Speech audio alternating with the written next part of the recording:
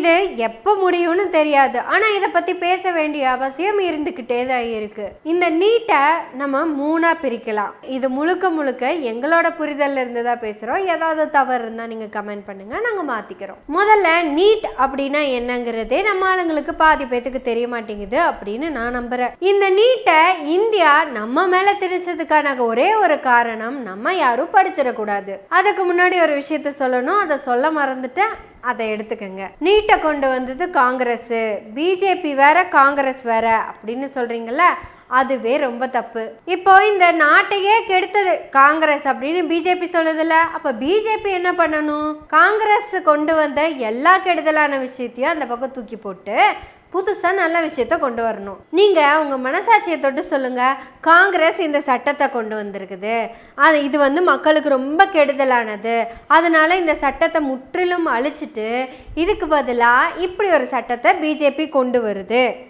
அப்படின்னு ஏதாவது கொண்டு வந்திருக்காங்களா? இது வரைக்கும் காங்கிரஸ் எந்த விஷயத்தையெல்லாம் சாஃப்டாக கொண்டு வந்துக்கிட்டு இருந்ததோ அதை எல்லா விஷயங்களையுமே பிஜேபி ரகடாக கொண்டு வந்துட்டுருக்கு. இவ்வளவுதான் இந்த ரெண்டுக்கும் வித்தியாசமே தவிர இதை தாண்டி இதெல்லாம் அரசியல் பித்தலாட்டம் அப்படின்னு சொல்கிறதெல்லாம் ஒன்றுமே இல்லை. அதெல்லாம் தான் சீமா பண்ணிக்கிட்டு இருக்கான்ல. காங்கிரஸ் நீட்டை கொண்டு வந்தாலும் கொண்டு வரலனாலும் பிஜேபி கொண்டு வந்திருக்கோம். ஜிஎஸ்டியை காங்கிரஸ் கொண்டு வந்தாலும் கொண்டு வரலனாலும் பிஜேபி அதை கொண்டு வந்திருந்திருக்கோம். அப்புறம் டோல்கேட்டு, ஆதார் கார்டு, இது எல்லாமே காங்கிரஸ் கொண்டு வரலனாலும் பிஜேபி கொண்டு வந்திருக்கோம். பிஜேபி கொண்டு வரலனாலும் இதுக்கு முன்னாடி இருந்த காங்கிரஸ் அந்த வேலையை செஞ்சிருக்கோம். இப்போ இருக்கிற காங்கிரஸ் அது பண்ணாது. இந்தியாவில் இருக்கிற நாம பார்க்க வேண்டிய ஒரே ஒரு விஷயம் என்னன்னா, இந்த சட்டமும் திட்டமும் யாருக்கானது, எந்த கட்சி கொண்டு வந்ததுன்னு பார்க்க வேண்டியதில்லை. கொண்டு வர சட்டங்கள் எல்லாம் பார்ப்பனர்களுக்கானதா இல்லை பார்ப்பனர் அல்லாதவர்களுக்கானதாங்கிறது தான் நம்ம பார்க்கணும். இப்போ கடைசியாக காங்கிரஸ் என்ன சொல்லியிருந்தது? நாங்கள் ஆட்சிக்கு வந்தோன்னா கல்வியை மாநில உரிமைக்கு மாற்றுவோம் அப்படின்னு சொல்லியிருந்தது. மாநில உரிமையில் இருந்த கல்வியை கன்கரண்ட் லிஸ்ட்டுக்கு கொண்டு போனது எமர்ஜென்சி பீரியட்ல காங்கிரஸ் தான். அப்படி காங்கிரஸ் பண்ணது தப்புன்னு தோணுச்சுன்னா பிஜேபி அதை மாற்றி இருந்திருக்கணும். பிஜேபி அதை மாத்தாது. ஏன்னா கொண்டு போனது காங்கிரஸா இருந்தாலும் கொண்டாடினது பிஜேபி. இப்படி ரெண்டு பேர்த்தோட ஆட்சியும் பார்ப்பனர்களுக்கான ஆட்சியா தான் நடந்துட்டு இருந்திருக்கு. சரி, இப்ப நம்ம நீட்டுக்கு வருவோம். கலைஞரோட ஆட்சி டைம்ல தான் நீட்டு இந்தியாவில் இம்ப்ளிமெண்ட் ஆச்சு. கலைஞர் அன்னைக்கு அக்செப்ட் பண்ணியிருந்தாலும் பண்ணலைனாலும் நீட்டு இந்தியாக்குள்ள வந்திருக்கும். ஏன்னா மற்ற மாநிலங்கள்லாம் நீட்டு வேணும் தான் சொல்லியிருக்காங்க. அப்ப கலைஞர் என்ன சொன்னாரு? வேணும் அப்படிங்கிற மாநிலம் வச்சுக்கிட்டோம், வேண்டாங்கிற மாநிலத்துக்கு ஃபோர்ஸ் பண்ணாதீங்கன்னு சொல்றாரு. அன்னைக்கு நீட்டு வேண்டான்னு சொன்ன மாநிலத்துல குஜராத்தும் ஒண்ணு, அங்க நீட் இம்ப்ளிமெண்ட் ஆகல. கலைஞர் ஆட்சி போய் ஜெயலலிதா ஆட்சி 6 வருஷம் இருந்துச்சு. அப்பவும் நீட்டு தமிழ்நாட்டுக்குள்ள வரவே இல்லை. அம்மா அப்போலோல அட்மிட் ஆகப்பட்டதும் அப்பவே நீட்டும் தமிழ்நாட்டுக்குள்ள அட்மிட் ஆயிருச்சு. நீட் எப்படி தமிழ்நாட்டில் அட்மிட் ஆச்சு அப்படிங்கிறத எங்க அருள்மொழி அம்மா ரொம்ப அழகாவே சொல்லியிருந்தாங்க.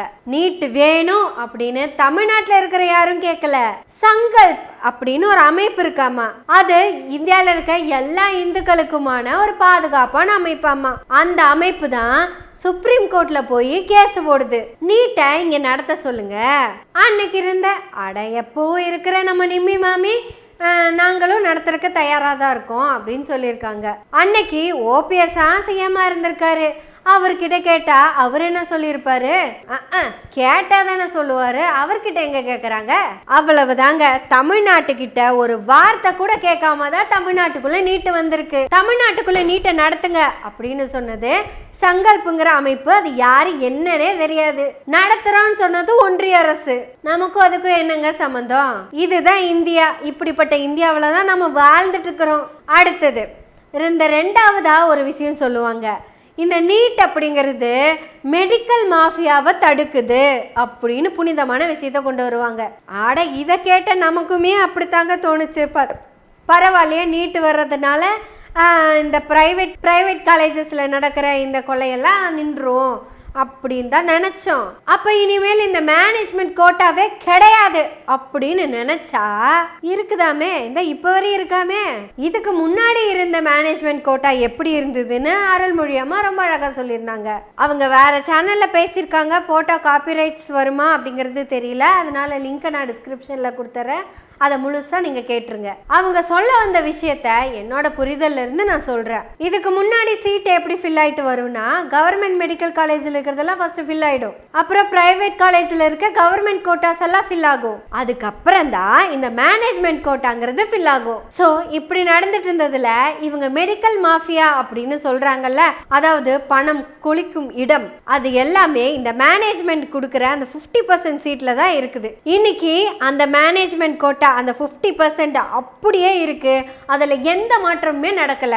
ஆனா உண்மையாலுமே அந்த மெடிக்கல் மாஃபியா எங்க நடந்துட்டு இருக்கு தெரியுமா?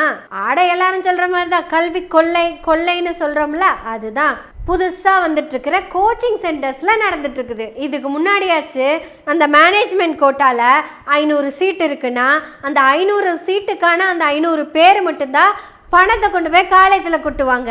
இன்னைக்கு நீட் எக்ஸாம் எழுத போற கிட்டத்தட்ட 70% மாணவர்கள் கோச்சிங்க்கு போயே ஆகணும். கோச்சிங் சென்டரில் காசு கொடுத்தே ஆகணும். யோசிச்சு பாருங்க, அந்த 500 பேர் கொடுத்துட்டு இருந்த காசவே மெடிக்கல் மாஃபியான்னு பேரை வச்சு கூப்பிட்டு இருந்த இவங்க கிட்டத்தட்ட ஒரு 4-5 லட்சம் பேத்துக்கு பக்கம் கோச்சிங் சென்டருக்கு போயிட்டு இருக்கிறாங்க. எவ்வளவு பணம் புழங்கிக்கிட்டு இருக்குது. இது கொள்ளையா இல்ல இது கொள்ளையா?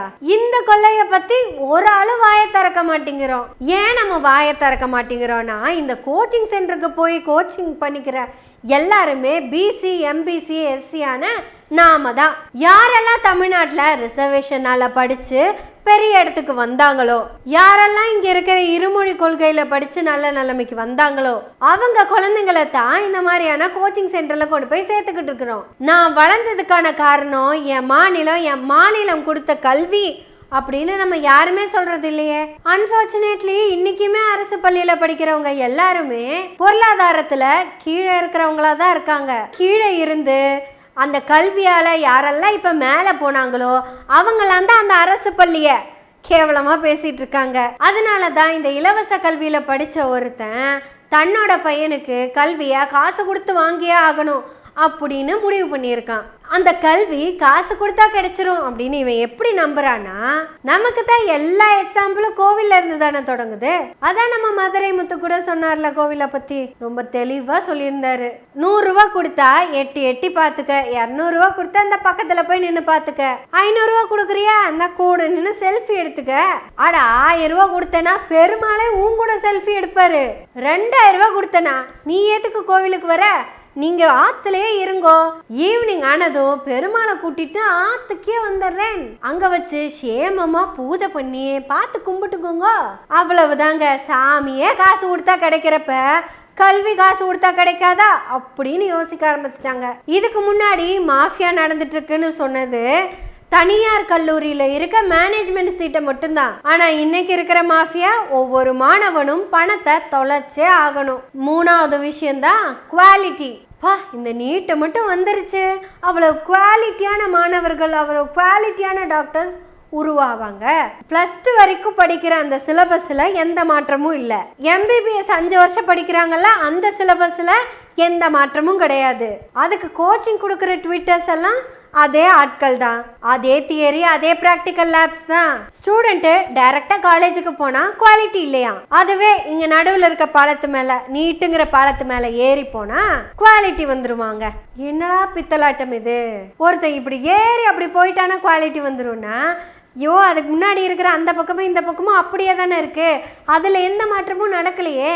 இருந்தாலும் இவங்க தரம்னு பேசிட்டு இருந்த இந்த தராதரத்தோட லட்சணத்தை தான் இத்தனை வருஷமா பார்த்துக்கிட்டு இருக்கோமே. ஊழல் ஊழல் ஊழல். இந்த நீட் எக்ஸாம்லயே ஊழல். பணம் இருக்குன்னா ஆள் மாறாட்டம் பண்ணி எக்ஸாம் எழுதலாம், கொஸ்டின் பேப்பர் முதல்ல வாங்கி எக்ஸாம் எழுதிக்கலாம். இதுல எங்கடா நீங்க சொல்ற அந்த தரம் இருக்குது? அப்படி இதுல தரம் இருக்கு அப்படின்னு சொன்னீங்கன்னா உங்ககிட்டயே இந்த கேள்வி கேட்கிறேன். இது நான் எங்க அருள்மொழி அம்மா கேட்ட கேள்விதான். எல்லா கவர்மெண்ட் சீட்ஸும் ஃபில் ஆயிடுச்சுங்க.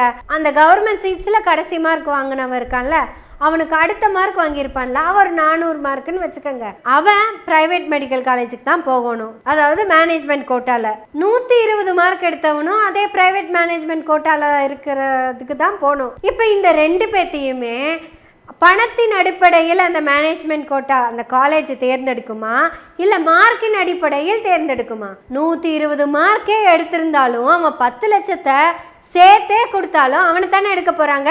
ஏற்கனவே இருந்த சிஸ்டத்துல மேனேஜ்மெண்ட் கோட்டாவாவே இருந்தாலும் மதிப்பெண் அடிப்படையில தான் நீ தேர்ந்தெடுக்கணும். இப்ப அப்படி கிடையாது. கீழேயே இருந்தாலும் பணத்தை பெருசா கட்டி மேல வந்துக்கலாம். இதுல எங்கடா உங்க தரம், நீங்க சொல்ற அந்த தரம் வாழ போகுது? ஊழலை ஒழிக்கணும்னு முடிவு பண்ணிட்டீங்கன்னா முதல்ல கல்விக்குள்ள நடக்கிற ஊழலை தானே எடுக்கணும். நீட் அப்படிங்கிறது எக்ஸாம் இல்ல, அது மிகப்பெரிய ஊழல். இப்படிப்பட்ட ஊழல் சாம்ராஜ்யம் எப்படி ஒரு திறமையான மருத்துவரை உருவாக்குன்னு நீங்க முடிவு பண்ணுங்க. 720க்கு 720 மார்க் வேணுமா? 2 கோடியை சேர்த்து கொடு. கொஸ்டின் பேப்பர் அட்வான்ஸா வேணுமா? 1 கோடியை கொடு. இப்பெல்லாம் நீட்லயும் காசு கொடுத்தா பாஸ் பண்ணிடலாம். கொஸ்டின் பேப்பரும் முதல் நாளையே வந்துடும். இதுக்கு பேரு தான் தகுதி, திறமையா? இப்படி வெறும் ஊழல் மட்டும் நடந்துகிட்டு இருக்கிற ஒரு எக்ஸாம தமிழ்நாட்டுக்கு வேண்டான்னு எல்லாரும் சொல்றோம். தமிழ்நாடு சட்டமன்றம் அனுப்பின தீர்மானத்தை கவர்னர் ரிஜெக்ட் பண்றாரு. செகண்ட் டைம் அமிச்சோம், கையெழுத்து போட்டே ஆகணும், அதையும் ரிஜெக்ட் பண்றாரு. அதுக்கப்புறம் அது பிரசிடென்ட் கிட்ட போகுது. கடந்த ஒரு 18 மாசமா பிரசிடென்ட் பயங்கர பிஸியா இருந்திருக்காங்க. பாவம் மணிப்பூர் இஷ்யூ எல்லாம் அவங்க தான் விழுந்து விழுந்து பார்த்துட்டு இருந்திருக்காங்க. அந்த கேப்ல தான் ஈஷாக்கு ஒரு நாள் வேற வந்துட்டு போனாங்க. இந்த பிஸி ஷெட்யூலுக்கு அப்புறம் முந்தானேத்து தான் கையெழுத்து போட்டிருக்காங்க. என்னன்னு போட்டிருக்காங்க? உங்கள் கோரிக்கையை பரிசீலனைக்கு ஏற்றுக்கொள்ளப்படாது, இது தவறானது அப்படின்னு தான் கையெழுத்து போட்டிருக்காங்க. அதுக்கு தான் 9ஆம் தேதி அனைத்து கட்சி கூட்டத்தை தமிழ்நாடு அரசு கூட்டுது. அனைத்து வகையான சட்ட போராட்டங்களையும் தமிழ்நாடு அரசு சரியா நடத்திட்டு இருக்கு. இப்படி எல்லா கதவுகளும் நமக்கு அடைக்கப்பட்டதுக்கு அப்புறம் நமக்கு இருக்கிற ஒரே ஒரு கதவு மக்கள் மன்றம். Democracy of the people, by the people, for the people. அப்புறம் ஏன் திட்டம் மட்டும் கார்பரேட்டுக்காகனு போகுது?